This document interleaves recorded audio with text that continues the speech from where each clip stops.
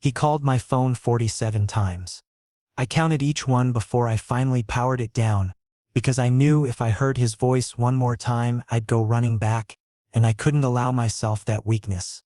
Elliott Joel, CEO, my former boss, and the man I'd been running from for 2 solid weeks like my entire life depended on staying away. I thought if I just disappeared, phone off, social media deleted, messages ignored, maybe he'd understand. Maybe he'd let me go. But when I opened my laptop in the cafe today, sipping my coffee and trying to pretend everything was normal, the door swung open and I realized how utterly foolish my plan had been.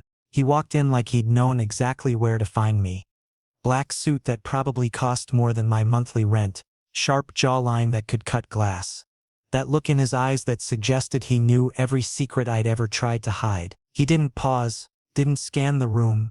He looked directly at my table, pulled out the chair across from me and sat down like this was some kind of challenge. "Did you really think I wouldn't find you, Luca?" His eyes locked onto mine with an intensity that made my stomach flip. His voice was quiet, controlled, but underneath it I could hear something dangerous brewing, like he was holding back an explosion. I stayed silent. My hands froze on the keyboard. My heart was pounding so hard I was certain he could hear it across the table. "I didn't track your phone, if that's what you're wondering," he said, leaning back in his chair with the confidence of someone who'd already won. "I remembered your favorite coffee shop. You told me about it yourself. That day you broke down crying in the office because your client screamed at you over a minor mistake. I remembered that day perfectly. He'd personally driven me here, ordered my coffee without asking what I wanted because he already knew, and sat in silence for 20 minutes until my breathing returned to normal. That was the day I started falling for him. That was my first mistake. You have no right to be here," I said, but my voice came out weaker than I intended. "Right?" Elliott repeated, and his lips curved into a slow smirk that didn't reach his eyes. "You've been running from me for 2 weeks without any explanation. You blocked me on everything. You resigned from the office without notice. And you think I'm the one without rights here." I wanted to stand up, to leave, but his presence was like a gravitational field I couldn't escape. Elliott never looked desperate, never looked needy. But today there was something in his eyes I couldn't quite identify. Fear? Anger? Or that thing I never wanted to see from him. Genuine hurt. "I need to make this clear," I said, my fingers gripping the edge of my laptop so hard my knuckles turned white. "Whatever we had between us was wrong. You were my boss. I was your assistant. It wasn't ethical. I'm ending this before it gets any worse." Elliott leaned forward then, and suddenly his face was close enough that I could smell his cologne. That same scent that had haunted my dreams every single night. "Ending this," he whispered, and there was something almost tender in his voice despite the steel underneath. "Luca, we haven't even started. What you're doing right now isn't ending anything. It's running. And I won't let you run from this." My phone, which I'd been certain was switched off, suddenly vibrated on the table. Elliott glanced at the screen and his smile turned cold, calculated. "You put your old SIM card back in. Clever move. But I've already spoken with your building manager. You're supposed to move out tomorrow, aren't you?" He leaned back, watching my reaction carefully. "I purchased your new apartment.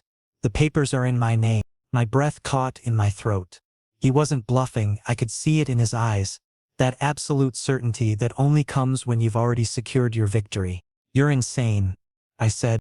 "Perhaps," Elliott replied, standing up slowly, deliberately.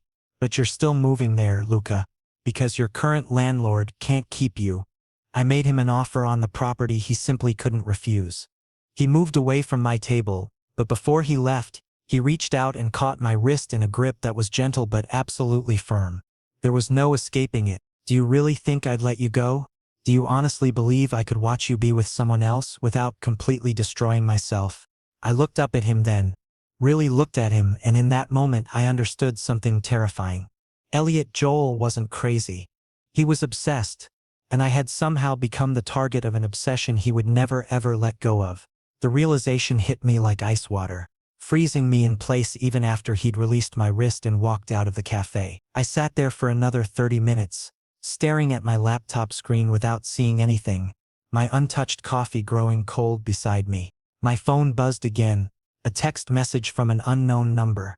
When I opened it, my blood ran cold. The movers arrive at 9 a.m. tomorrow. Don't make this harder than it needs to be. I wanted to throw the phone across the room. I wanted to scream. Instead, I packed up my laptop with shaking hands and walked back to my apartment in a daze. Already knowing that tomorrow would change everything. Already knowing that no matter how far I tried to run, Elliott would always be 3 steps ahead. That night, I lay awake in my bed, staring at the ceiling and wondering how everything had spiraled so completely out of control. 6 months ago, I was just another assistant in a massive corporation, trying to keep my head down and do good work. 3 months ago, I'd caught Elliott's attention during a presentation and suddenly found myself promoted to his personal assistant. 2 months ago, we'd worked late together and something had shifted between us, something electric and dangerous and impossible to ignore. And now I was trapped in a web I'd helped weave myself, and the spider was Elliott Joel, a man who apparently didn't understand the meaning of the word no. My phone lit up with one final message before I finally fell into an uneasy sleep. Stop fighting this, Luca. You know where you belong. The terrifying part was that a small voice in the back of my mind whispered that maybe, just maybe, he was right. Sleep never came. I spent the entire night sitting on my worn couch in my tiny apartment, Elliott's words playing on repeat in my mind. Had he really purchased my new apartment? Normal people didn't do things like that. But then again, Elliott had never been normal. I'd known that from the very first day I started working directly under him. He was precise, methodical, controlling. When he wanted something, he got it. No exceptions. At exactly 8 in the morning, my landlord called. There was embarrassment in his voice, but also a desperate kind of resignation. Luca, son, I'm so sorry, but you need to move out. The buyer made an exceptional offer and I've already accepted. You have 1 week. I hung up without responding. I already knew who the buyer was. 2 days later, movers showed up at my door. I didn't open it at first, but they had a key obviously obtained by Elliott through the building manager. They entered professionally and began packing my belongings with the efficiency of people who'd been given very specific instructions. And they probably had been. Mr. Joel said you'd be cooperative. One of the movers said politely as he lifted a box of my books. The new address is really nice. You'll be happy there. I remained silent. What could I possibly say? That I was being kidnapped in the most professional manner possible. When they gave me the address, my heart stopped. Skyline Residences. The most exclusive high-rise building in the entire city. A place where 1 month's rent equaled 4 months of my old salary. The driver dropped me off at the building's private entrance. The doorman smiled at me like he'd been expecting me for days. Mr. Hayes, welcome. Mr. Joel informed us you'd be arriving today. Your penthouse is ready. Penthouse. The word echoed in my mind like some kind of cosmic joke. The elevator climbed to the 28th floor, the top floor. When the doors opened, there was only one door visible. The penthouse entrance. My hand trembled as I swiped the keycard the doorman had given me. The door swung open and the view inside was absolutely breathtaking. Floor-to-ceiling windows showcasing the entire city skyline. Modern furniture that belonged in interior design magazines. A kitchen with marble countertops and appliances I'd only ever seen in commercials. And sitting in the center of the living room on an expensive leather couch, wineglass in hand, was Elliott. Do you like it? He asked without standing, gently swirling the deep red wine in his glass as if this entire situation was perfectly ordinary. What are you doing here? My voice came out louder than I'd intended. This is my apartment, Elliott said simply, finally standing and setting down his glass. Did you think I'd let you live here alone? In this much space? I turned toward the door, thinking maybe I could just run. But Elliott took 1 step in my direction and I froze. It wasn't fear that stopped me, it was his presence. Overwhelming, all-consuming, impossible to escape. Luca, where would you even go? His voice was softer now but somehow more intense. You have nowhere else. You don't have the money to afford rent in this city. All you have is me. Only me. This is kidnapping, I said, though my throat was tightening with every word. This is care, Elliott corrected, moving closer until he was standing directly in front of me. You were hurting yourself. You were destroying your own life just because you think our relationship was unethical. But I never forced you into anything. You fell for me first. You used to stay late in my office at night. You looked at me like I was your entire world. He was telling the truth, and that fact terrified me more than anything else.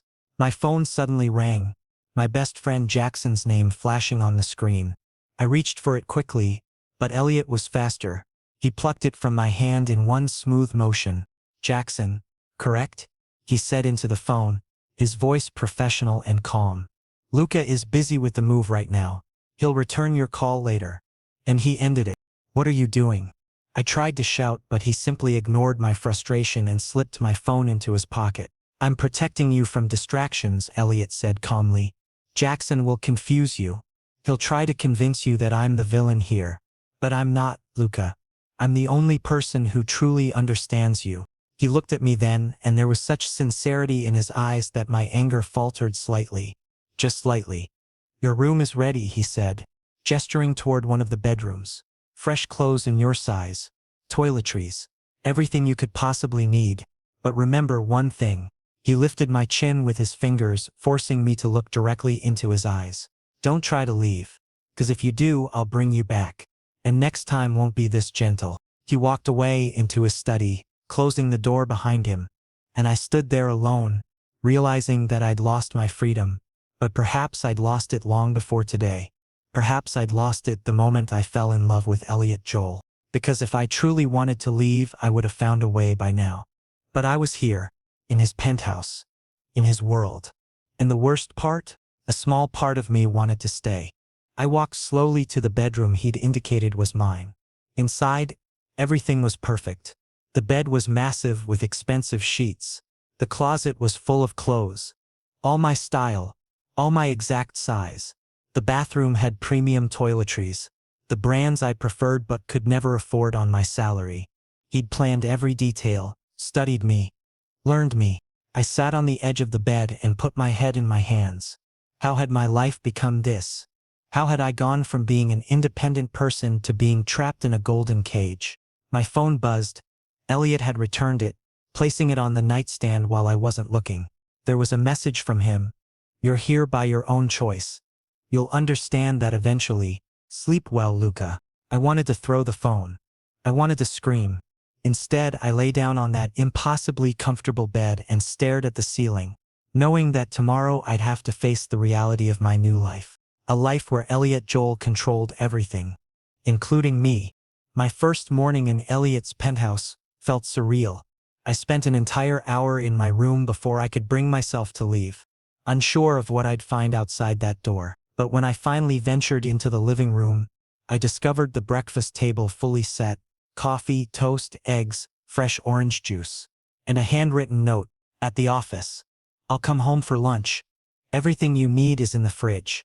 Don't even think about leaving." I picked up the note and stared at it. Even Elliott's handwriting was perfect, controlled, precise, without a single wasted stroke. Part of me wanted to rip it to shreds, but instead I set it carefully on the side table. The coffee smelled amazing, and I needed caffeine desperately, so I drank it. Then I tried the eggs. Surprisingly, everything was exactly to my taste. Elliott had remembered how much sugar I took in my coffee, how I preferred my eggs scrambled but not too dry. I started searching for my phone, which Elliott obviously hadn't returned yet, but that's when I found something else in the living room drawer. A leather-bound folder with my name printed on it. Luca Hayes. Inside were documents. My complete medical records going back to childhood. School transcripts from high school and college.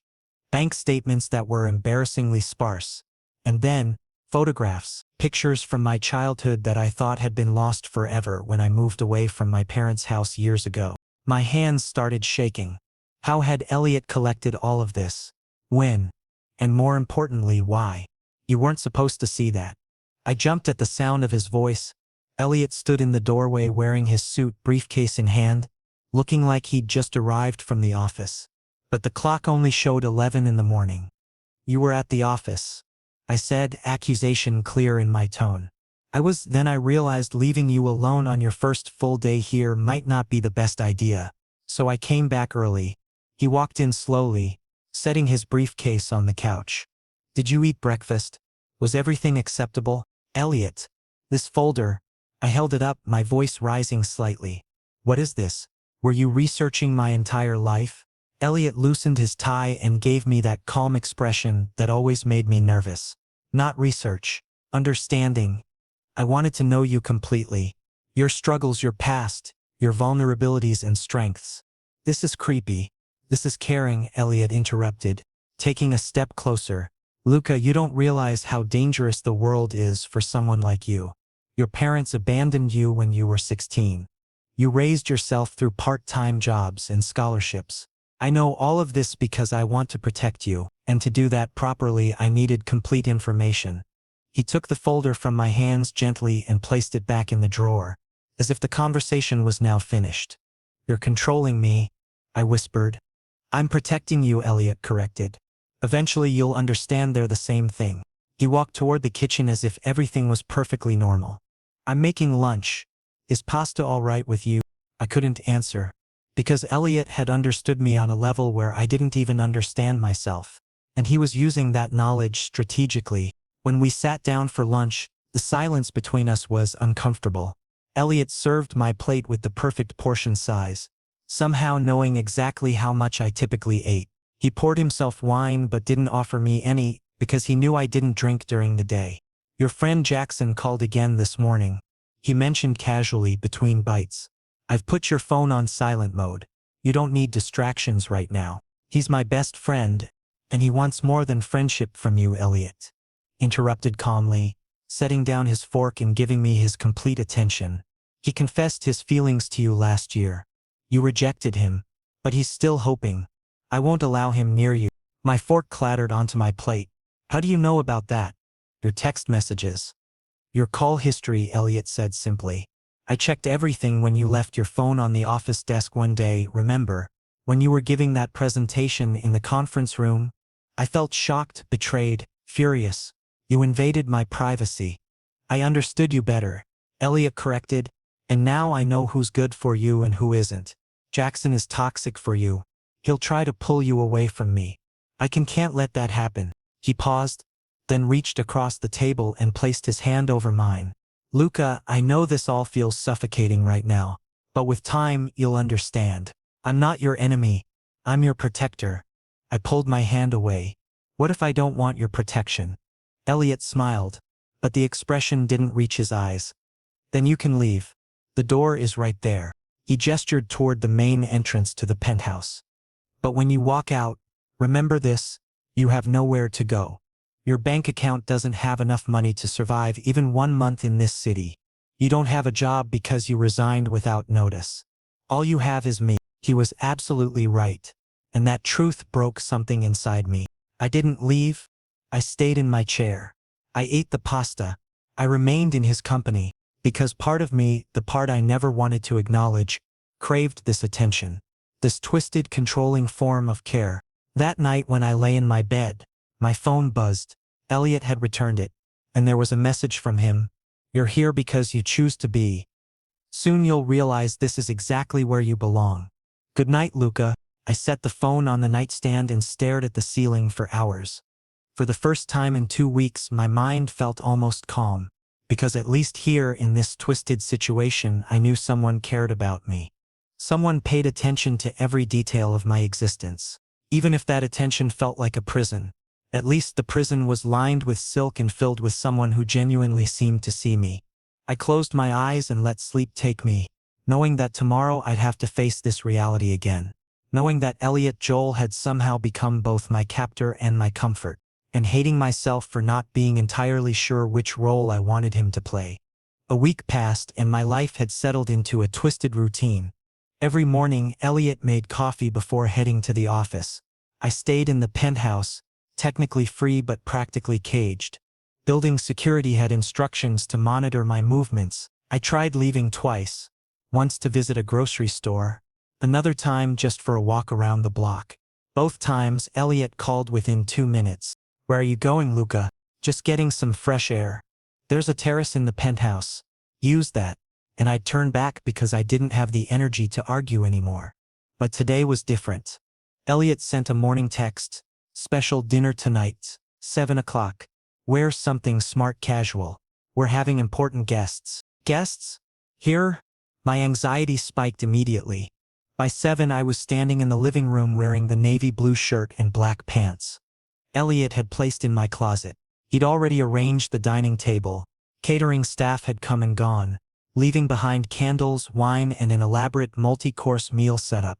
Who's coming? I asked nervously. Elliott checked his watch. My parents. They requested to meet you. My heart sank into my stomach. What? Elliott, I never agreed to this. I agreed for both of us, he replied calmly, approaching me and adjusting my collar like I was a mannequin being prepared for display.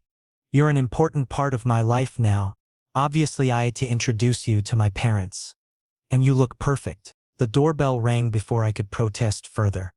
Elliott opened the door and his parents entered. His father, Richard Joel, was tall and imposing in an expensive business suit, every inch the corporate titan. His mother, Margaret Joel, wore elegance like armor, pearl necklace, designer dress, and a smile that held politeness but no genuine warmth. Elliott, darling, Margaret said, embracing her son before turning her evaluating gaze on me. And this must be Luca. Yes, Mom. Elliott confirmed, placing his hand possessively on my lower back. This is Luca Hayes. I've told you about him. Richard studied me from head to toe like I was a business proposition requiring thorough evaluation. So you're the one, Elliott's partner. Yes, sir, I said politely, trying to project confidence despite my racing heartbeat. The atmosphere at dinner was suffocating. Every question directed at me felt like an interrogation. My family background, educational history, future aspirations. Elliott answered some questions on my behalf when he noticed my discomfort, but mostly I navigated the conversation carefully, choosing each word with precision. Margaret sipped her wine delicately. Luca, where is your family? Elliott mentioned your parents. They're not in my life, I interrupted quietly. They left when I was 16. I raised myself after that. An uncomfortable silence settled over the table. Richard finally nodded, as if filing this information away for future reference. Self-made. That's respectable.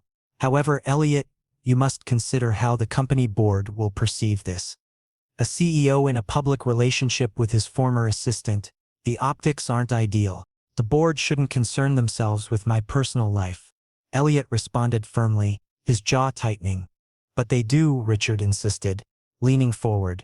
And if you're truly serious about this relationship, you need to make it official. Public announcements. Something concrete. Otherwise, people will assume this is temporary. Margaret nodded in agreement. Your father is right. If Luca is permanent in your life, then demonstrate that. Show commitment. Elliott looked at me then, and I saw something resolute forming in his eyes that made my pulse quicken with apprehension. I will, he said. Very soon. After his parents departed, Elliott didn't retreat to his study as usual. Instead, he stopped me in the living room. Sit down, he said. I sat, nervousness coiling in my stomach. Elliott removed his suit jacket, loosened his tie, and sat across from me on the couch, leaning forward with his elbows on his knees, creating intense eye contact. My parents raised a valid point, he began. If I want you permanently in my life, and I do, then I need to demonstrate public commitment. Elliott, I don't understand. He reached into his pocket and withdrew a small velvet box. My breathing stopped completely. This is an engagement ring, Elliott said, opening the box to reveal an elegant platinum band with a single deep blue sapphire. Simple, expensive, beautiful. I can't. Listen first, Elliott interrupted calmly. This isn't a traditional proposal. I'm not asking you yes or no. I'm explaining reality. If you become officially engaged to me, your life becomes secure. You gain legal protection, financial stability, and nobody can question your position. And if you refuse, he continued, his tone remaining soft but absolutely firm, you'll still remain here, with me, because you have no other options. But being engaged gives you dignity, social acceptance. I stared at the ring, then into Elliott's eyes. There was desperation hidden beneath his controlled exterior, barely visible but definitely there. This is manipulation, I whispered. This is reality, Elliott corrected. I'm not demanding love right now. I'm requesting commitment. Become my official partner. In exchange, I'll protect you. Always. My throat felt tight. I had no real options. I'd lost them all weeks ago. Slowly, trembling, I extended my hand. Elliott slid the ring onto my finger. Perfect fit. Obviously he'd measured beforehand. Beautiful, he whispered, lifting my hand to his lips and kissing it, a lingering, possessive gesture. Now you're officially mine, Luca. I couldn't speak. I just stared at the ring reflecting candlelight. In that moment, I felt like I'd signed a contract with no escape clause. But part of me felt relieved, because now I could stop pretending I had the option to leave. Now officially, I belonged to Elliott Joel, whether I truly wanted that or not. I went to bed that night wearing the ring, feeling its weight on my finger like a shackle made of platinum and precious stone. Elliott had kissed my forehead before letting me retreat to my room, a gesture that felt both tender and territorial. As I lay in the darkness, I wondered how my life had become this. How had I gone from being an independent person to being engaged to someone who controlled every aspect of my existence? But the more terrifying question was this: why wasn't I fighting harder? Why had part of me accepted this ring with something that felt almost like relief? I touched the sapphire with my thumb, feeling its smooth surface, and realized that Elliott had chosen blue deliberately. Blue for loyalty. Blue for depth. Blue for the ocean that could either cradle you gently or drown you completely. And I was drowning. But I wasn't sure I wanted to be saved anymore. 2 weeks after the engagement, my identity had fundamentally shifted. News outlets covered it. Social media exploded with commentary. Company newsletters announced, CEO Elliott Joel announces engagement to partner Luca Hayes. Partner, as if our relationship had developed naturally over years, when the truth was far more calculated and controlled. Elliott kept his promise about certain freedoms. My phone was returned, but with tracking software installed. Friends were permitted, but only those on Elliott's approved list. Jackson's name was conspicuously absent. I had privacy in the bedroom, but the living room, kitchen, and terrace all had discrete cameras Elliott could access from his office. Today felt different though. An email arrived, a job offer from a small design firm where I'd applied months ago before Elliott consumed my entire existence. The offer was still valid. The salary was decent. It represented my first real chance at independence. I drafted a reply. Thank you for this opportunity. I would love to accept. Before I could send it, Elliott's text arrived. Coming home early. Special dinner planned. Get ready on the terrace. 6 o'clock. I saved the email draft and closed my laptop. I'd deal with it later. By 6 I was on the terrace wearing the gray shirt and black jeans Elliott had left out for me. When I arrived, the scene was undeniably romantic. Fairy lights strung everywhere, table set with candles and wine, the city skyline glowing with sunset colors in the background. Elliott stood waiting, black shirt with rolled-up sleeves, looking every bit the romantic leading man. What's all this? I asked cautiously.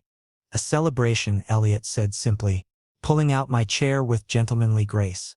Sit. I sat reluctantly. Celebrating what exactly? Us, he said, pouring wine into my glass. Our engagements. And something else. He produced papers from his pocket. What are those? I asked, eyeing them warily. A job offer, Elliott said. From my company. Creative director position. Triple your old assistant salary. Full benefits, stock options, company car, everything. My heart plummeted. Elliott, You received an offer today, he interrupted calmly, as if he knew everything already. Which he probably did. From that design firm. I saw your draft email. You were monitoring my laptop. Shared network, Elliott explained, matter-of-factly. The penthouse Wi-Fi runs through my security system. Your online activity, I can see it. For protection purposes. My anger flared instantly. That's a complete invasion of privacy. That's protection, Elliott said firmly. And that job isn't right for you anyway. Small firm. Financially unstable. No real benefits. I'm offering you something better. At my company. Where I can see you. Protect you. I don't want to work at your company. My voice rose sharply. Elliott's expression remained completely calm. Controlled. Dangerously so. Why not? You'll get creative work. Genuine freedom in your designs. And you'll become financially independent. Technically, technically, I repeated bitterly. Because practically, I'll still be under your complete control. Yes, Elliott admitted with brutal honesty. Because I won't allow you under anyone else's influence. You don't understand, Luca. You don't realize how toxic the outside world is. People will use you, hurt you. But with me, you're safe. I pushed the papers back across the table. I'm accepting that design firm position. Elliott sipped his wine slowly. No, you're not. That's my decision. And it requires my permission, Elliott said calmly. Check your engagement contract. Clause 7. Subsection B. Major career decisions require mutual agreements. My face went pale. I never signed any contract. Elliott pulled out his phone and showed me the screen. A digital signature. My name. The date, the same day he'd put the ring on my finger. Below it, fine print I'd never seen. When you accepted the ring, you electronically agreed to terms. Elliott explained. It's legally binding. I felt shocked. Betrayed beyond anything I'd experienced before. You tricked me. I protected you, Elliott corrected. And now I want you to accept my offer. It's genuinely better for you. I tried to stand, but Elliott was faster. His hand caught my wrist. That firm grip I'd come to know so well. Sit down. Finish dinner. Tomorrow you'll join my company. Understood? Tears burned in my eyes. Frustration, anger, helplessness all mixing together. I hate you, I whispered. Elliott cupped my face with his free hand, his thumb gently wiping away a tear that had escaped. No, you love me. You just haven't realized it yet. But you will. Soon. He kissed my forehead, soft, lingering, completely possessive. And in that moment, I understood that escape was no longer possible. Elliott had systematically blocked every potential route. I was trapped legally, financially, emotionally, in every way that mattered. And the worst part, a small part of me still craved his intense attention. Because at least here someone cared about me, even if that care felt like a beautifully decorated prison. That night I lay in bed staring at my laptop screen. The draft email to the design firm sat there, unsent and now pointless. I deleted it slowly, watching the words disappear character by character. Then I opened Elliott's job offer documents and began reading through them. The salary really was impressive. The benefits were comprehensive. The position itself was exactly the kind of creative work I'd always wanted. But none of that mattered. Because accepting it meant surrendering the last shred of independence I had left. My phone buzzed with a message from Elliott. I know you're upset, but trust me, Luca. Everything I do is for your own good. Sleep well. I turned off the phone and closed my eyes, knowing that tomorrow I'd walk into Elliott's company as his employee. Knowing that I'd wear his ring, work under his oversight, and live in his penthouse. Knowing that Elliott Joel had successfully turned me into exactly what he wanted. Someone completely, utterly his. And hating that part of me had stopped fighting it. 2 weeks working at Elliott's company, and my life had become a glass prison. My office was positioned directly across from Elliott's, separated only by transparent walls. He could constantly observe what I was doing, who I was talking to. Lunch breaks happened together. He attended every meeting I had. And home was already his complete territory. But today, everything was about to change. Jackson sent me a secret message from a burner phone. Elliott couldn't track. Luca, please, meet me. Old café. 3 o'clock. Emergency. I'm genuinely worried about you. I took the risk. Elliott had an afternoon meeting scheduled from 2 until 4 with important investors. He'd be occupied and distracted. I slipped out of the office quietly, telling the receptionist I had a client site visit. When I arrived at the café, the same place where Elliott had first found me, Jackson was already waiting. But he wasn't alone. A woman in a professional suit sat beside him, her expression serious and concerned. Luca, Jackson said, grabbing my hand like he hadn't seen me in years. Thank God you came. This is Detective Sarah Morgan. I asked her to meet with us. The detective gave me a sympathetic but worried look. Mr. Hayes, your friend is extremely concerned about you. He's told me you're in a potentially dangerous relationship. This could be a case of coercive control. I shook my head. You're misunderstanding the situation. Luca, please, Jackson said desperately. You've almost completely stopped talking to me. You can't leave your building without permission. That ring?" He pointed at my engagement ring. "Was that really your choice?" Honestly, I stayed silent, because the honest answer was complicated. The detective leaned forward across the table. "Look, if you need help, legal protection, a restraining order, a safe house, we can provide it. Coercive control is abuse. Even without physical violence. Elliott doesn't hurt me," I said defensively, though my voice lacked conviction. "Maybe not physically," the detective said softly. "But emotionally? Financially? He's isolating you, controlling you. That's psychological abuse, Luca." My throat tightened because she was right. But the problem was that Elliott's attention, his care, his intensity, in some twisted way, I'd never felt anything like it before. "I need time to think," I said, standing abruptly. "Luca, if you don't act now." Jackson reached for my hand. But my phone rang in that exact moment. "Elliott." My heart dropped into my stomach. I answered, trying to sound normal. "Hello? Where are you?" Elliott's voice was low, dangerously calm. "I'm at a client site." "Don't lie to me." His tone turned ice cold. "The tracker shows you're at the café, with Jackson. And there's another woman with you. Who is she?" My breathing stopped completely. "Come home. Now. You have 15 minutes. The call disconnected. I looked at Jackson and the detective, panic clear in my eyes. "I have to go," I said. "No." Jackson blocked my path. "Luca, this is exactly what he wants. Controlling you, scaring you into coming back." "Jackson, you don't understand." "Then explain it to me," he said with frustration. "Explain why you're going back to someone who's keeping you prisoner." The detective intervened. "Luca, if you leave now, fine. But take my card. When you're ready for help, call me." I took the card reluctantly and fled from the cafe. 15 minutes later, I entered the penthouse.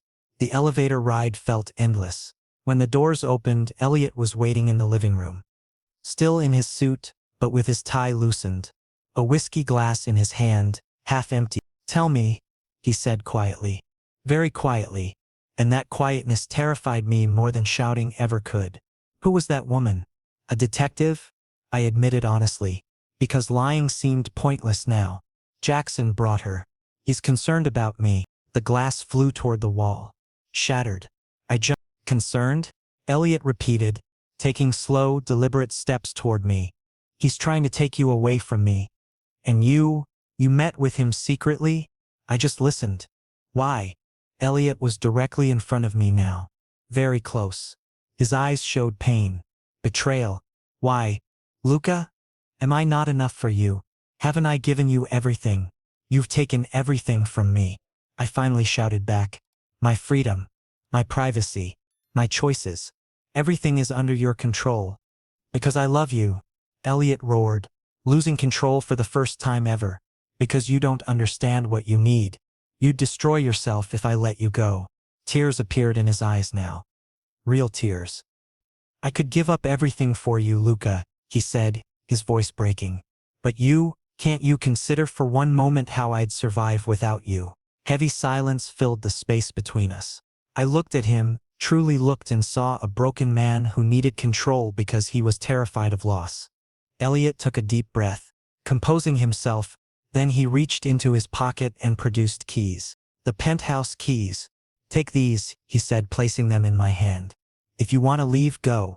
I won't stop you. Because if you're not here willingly, then there's no point." He looked at me one final time, vulnerability visible in his eyes for the first time ever. "But understand this. If you leave now, I won't come looking for you again. This is your choice. And whatever you decide, I'll accept it." He walked toward his bedroom, closed the door but didn't lock it. I stood in the living room, keys in my hand, the exit door right there, freedom literally one step away. But my hand moved the keys into my pocket instead. And my feet moved toward Elliott's bedroom. Because I realized something crucial: Elliott hadn't caged me. I'd caged myself. Because inside that cage, I'd felt needed for the first time. I opened his bedroom door. Elliott sat on the bed, head in his hands. "Elliott," I said softly. He looked up, eyes red. "I'm leaving," I said. His face broke completely. to tell you something. I placed the keys back in his hand. I'm staying, but from now on decisions are mutual. I get a voice too. My choices matter as well. Understood? Elliott looked at me with disbelief, hope and relief all mixed together. You're staying? Yes, I whispered, because in some twisted way, I need you too, but this relationship won't be one-sided control anymore. Deal. Elliott pulled me into a tight embrace. Desperate, relieved. Deal. I promise. I'll try to be better. He buried his face in my neck. Thank you. Thank you for staying. And in that moment I understood something fundamental. Love isn't always perfect. Sometimes it's messy, complicated, even slightly toxic, but real. And Elliott and we were real. I'm perfect, broken, but real. And maybe together, we could heal each other. Slowly, painfully, but honestly.